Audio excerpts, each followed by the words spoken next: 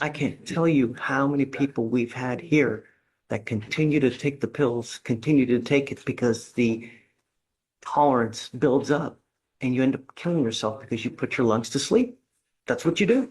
Can a young man battling opioid addiction really turn his life around? Or is he just one mistake away from losing everything? Today, we witness a crucial moment in Judge Fleer's courtroom where a defendant seeks a deferred sentence, a chance to avoid a conviction if he can stay clean and follow strict rules. But here's the problem. He's already tested positive for THC while on bond. His past behavior has been described as a veritable nightmare, and the judge is laying down some of the harshest conditions we've ever seen. With his parents by his side and his freedom hanging in the balance, this young man faces a simple choice: follow the rules or spend the next year and a half behind bars. Let's see how this unfolds. Great to see you, Sonia. It's been a while. How are you? So we have Mr. Rooker. So we have done the paperwork for a deferred. You have what? We've done the paperwork for a deferred. Okay. Is that what you want to do? Yes, John. Okay. Mom and Dad, you can come up. Or hold on. Hold on, guys. I don't know if it's ready yet.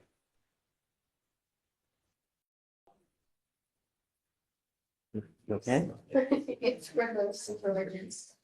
For what? Fernandez. He was selected as the chief of his trade post at the moment. They have it as a label. He has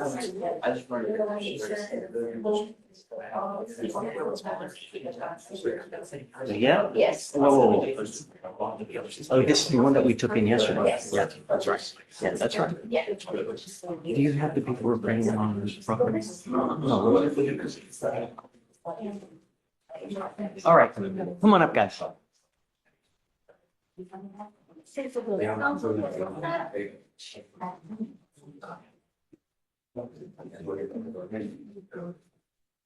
Thank you so much for coming, guys. You know, you're entering into a very you're entering into a very serious agreement now, Mr. Rooker. And if you think that the way that you've acted while you're on bond, it's gonna work like this while you're on probation, you're very mistaken. It's not going to. I'm telling you now, the agreement that you enter into, while it's great if you can complete it because you don't end up with a conviction, you give up nearly every right known to man by entering into this deferred. If you violate any condition, you were looking at an entire year in jail. Do you understand? Let's pause here to make sure everyone understands what's happening and what's at stake. A deferred sentence is essentially a second chance agreement. If Mr. Rooker successfully completes all the conditions over the next 13 months, he walks away without a conviction on his record. That's huge for his future. But here's the catch that Judge Fleer is making crystal clear. By accepting this deal, he gives up almost every legal right: the right to trial, the right to appeal, the right to confront witnesses. And if he violates any condition, he's looking at an entire year in jail, potentially up to a year and a half if he doesn't respond well to treatment. The judge is essentially saying, this is your lifeline, but if you mess up even once, that lifeline becomes a noose. The fact that his behavior while on bond has been described as a veritable nightmare doesn't inspire confidence. This young man is at a critical crossroads. So is he living with you guys now? Because I can't do this alone. While he's been on bond, it's been a veritable nightmare, trying to even get him here. How are you going to be able to make this when you can't even make it to court? So his situation has drastically changed. He has gone to inpatient rehab. He is currently in outpatient supportive treatment that he attends 3 times a week. He's been opioid free for 6 months now. He is working. He has his own vehicle, so things are very different. And he has moved back. So, If I send him for a drug test now, what's going to happen? Show for THC. But I'll make sure. Unacceptable. No means no. I'm going to tell you. I want to send him to Shiraz today. If you test positive one more time for anything, you will be looking at an inpatient rehab facility in the jail. It's a minimum of 9 to 10 months. If you respond well to treatment, you could be in there for about a year and a half. And here's where things get complicated. The mother just listed all the positive changes. He went to inpatient rehab. He's attending outpatient treatment 3 times a week. He's been opioid free for 6 months. He's working. He has his own vehicle. That all sounds great. But then Judge Fleer asked the million-dollar question. If I send him for a drug test right now, what's going to happen? And the answer? He'll test positive for THC. Now, I know some people might think marijuana isn't a big deal compared to opioids, and medically speaking, they're right. But here's what matters. The legal system doesn't care about that distinction. No means NO, as the judge says. This young man is trying to avoid jail time, and he's still using substances. It doesn't matter if it's weed, CBD, or anything else. If he can't follow the rules on something as basic as staying completely clean, how can anyone trust him to follow the more difficult conditions of probation? If you continue to use, and I don't care what it is, whether it's CBD, whether it's oil, whether it's a vape pen, whether it's pills, whether it's a joint, I don't care. No means no. Do you understand? Mind over matter is what it amounts to. I cannot comprehend how you can let this thing take a hold of you so much so that everything else falls by the wayside. Mind over matter. That's what it's about. And if you ever have the feeling where I'm going to use, you either get in contact with us, you get in contact with probation, you get in just if you use, it could very well cost you about a year and a half of your life next time. Do you understand? Yes, sir. Your Honor, he is receiving,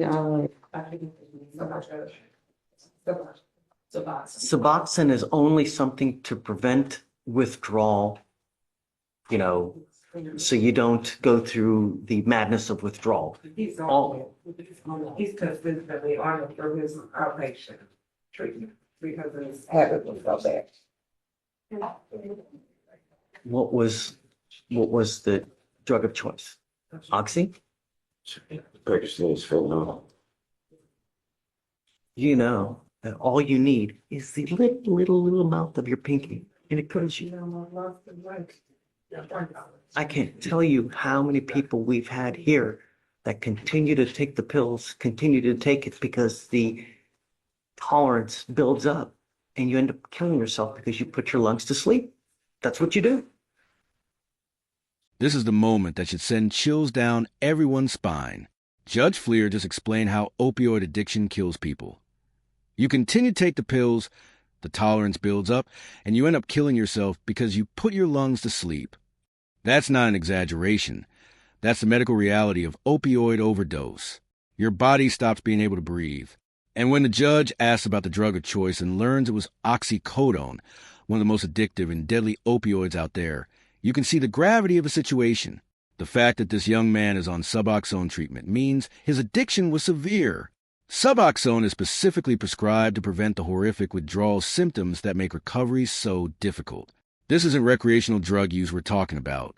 This is a young man who was on a path toward death, and this court appearance might be one of his last chances to change course. The judge has seen too many people who didn't make it.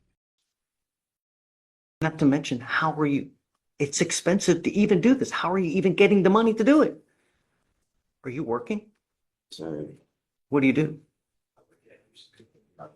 Reception. Did you graduate from high school? Yes, sir. He's living with you now? Yes. Okay. While he's on probation, he must stay living with you guys. Okay. And I think that it's probably a good idea to have a curfew while he's on probation so that he's not out in the middle of the night. You are not allowed to hang out with any of your old friends. You hang out with the wrong crowd, you're going to end up doing the same thing. We currently have him on the curfew. Now it'll be a part of the probation though, so that he has to adhere to it. And will adhere to we can make it a condition. Anything that you want, we can put it on there as well. So no weapons. If you know of a certain person that he's not supposed to hang around with, let us know. We can make that a part so he's not hanging around with these people. Can't go out at night. No going to any parties. No going to any bars. Hanging out with people who are either convicted felons or of a bad character. So I will let you guys get with Shatoria. You let us know, and then we can make it any kind of anything. This is what genuine recovery support looks like from the court system. Judge Fleer isn't just throwing conditions at this young man to be punitive. Every single rule is designed to protect him from relapse. Must live with parents? That's accountability and supervision. Curfew at 10 p.m.? That keeps him away from late-night situations where drug use typically happens. No hanging out with old friends? Those are likely the people who are using with him. No weapons, no parties, no bars. All of this is creating a structure that removes temptation and opportunity.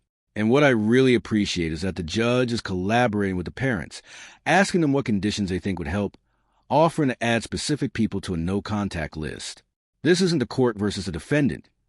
This is the court, the parents, and hopefully the defendant all working together to give this young man the best possible chance at recovery. The question is, will Mr. Rooker actually embrace the structure, or will he fight against it? What do you think is the appropriate time he should be home? So we had him on, during the week, a 12 o'clock schedule, At midnight? Yeah. Oh, but no. That's only. Work. He works. Get off with at a 11. girlfriend. Oh, So, Houston Community College doesn't say open until 11 o'clock. but Some, he has a well, little afterwards. girlfriend. But he, tell him Um, girlfriend. Yeah, but afterwards, like last week with the events, some days we'll stay after.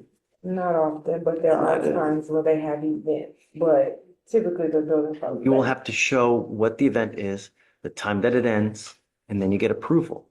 But 10 o'clock is your curfew. I don't want you to at 10 o'clock. You take baby steps to earn trust. Trust isn't something that we just give to you. You have continually broken our trust.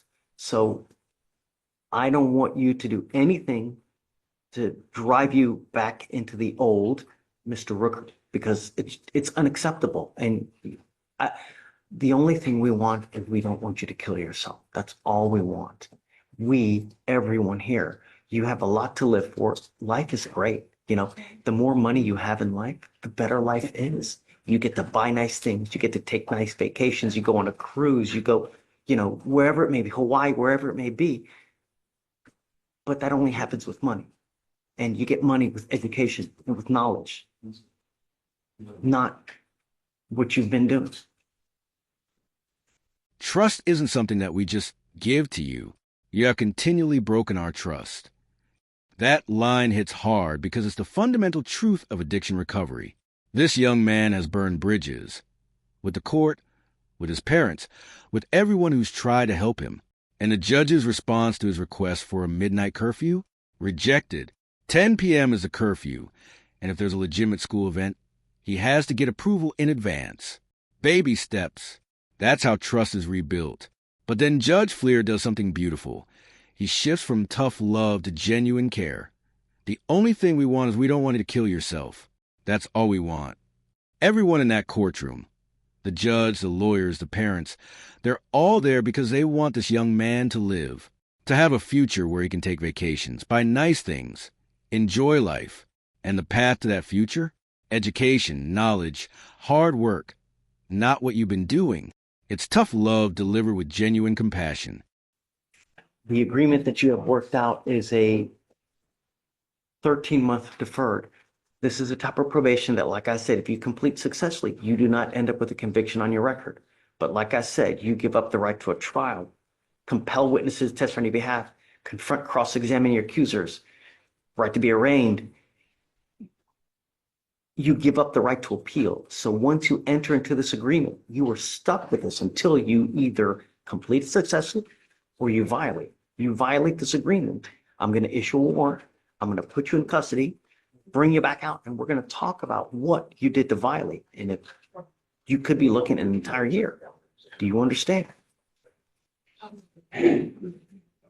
For you to complete this successfully, you must do a TRAS. This is an evaluation to see what other conditions you may need. If they assess supportive outpatient treatment, if they assess inpatient treatment, I don't know. But you understand. No drugs, alcohol, random testing, $100 one-time donation to the family violence provider. You just do Houston Area Women's Center. No weapons. And no harassing, threatening, or abusive contact with Guajardo.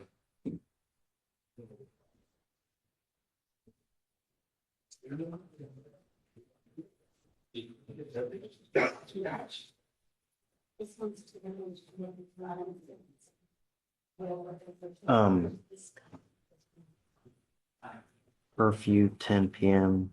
to 6 a.m. You must also do what's called the Batterer's Intervention Prevention Program. This is an 18-week class that you must go once a week for 18 weeks. Do you understand? The worst possible thing you can do is just take off. That's an immediate warrant. We can always work through any problems. And it's never about the money. I don't care about the money. It's you doing what you're saying you're going to do, staying out of trouble, and be nice. It's not hard, especially with these probation officers. You go to a probation officer, you make your appointment at 3:30 in the afternoon, you go over there, they're already going to be stressed out because they deal with all these other people. You go in there with a bunch of issues, it's probably not going to go well. You understand? Anything else you think that we should address? I'm going to waive all the fees, so it doesn't have to pay for anything. With regard to if they do any kind of like intensive outpatient, I'd like to try to qualify for, funding. Yes, sir. We're going to try to keep everything to a minimum as far as money, but you test positive. Do you understand? I want him tested today, and then let's test again in 50 days. Okay. I'm testing you again in 50 days. If you test positive for weed again, you know what happens. Do you understand? How do you plead to this offense? Guilty or not guilty? I'm not going to find you guilty, Mr. Rooker. I'm going to withhold that for 13 months. As part of this agreement, the assault is going to be the assault is dismissed, right? Yes, Your Honor. This,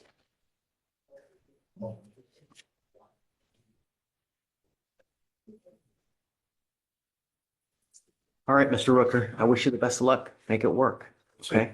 All right. Thanks, guys. Thank you, Your Honor. One incredibly important case we just witnessed. Let's break down everything that happened.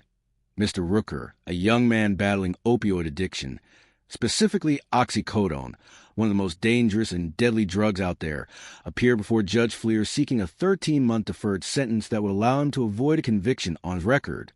The good news, he's been opioid-free for 6 months, completed inpatient rehab, attends outpatient treatment 3 times weekly, has a job, a vehicle, and has moved back in with his parents who are clearly committed to supporting his recovery. The concerning news, he tested positive for THC while on bond. His behavior during the bond period was described as a nightmare. And there's also an assault charge being addressed. This case involves more than just addiction. There are anger and violence issues at play too, which is why an 18-week batterer's intervention program is required. The conditions are extensive.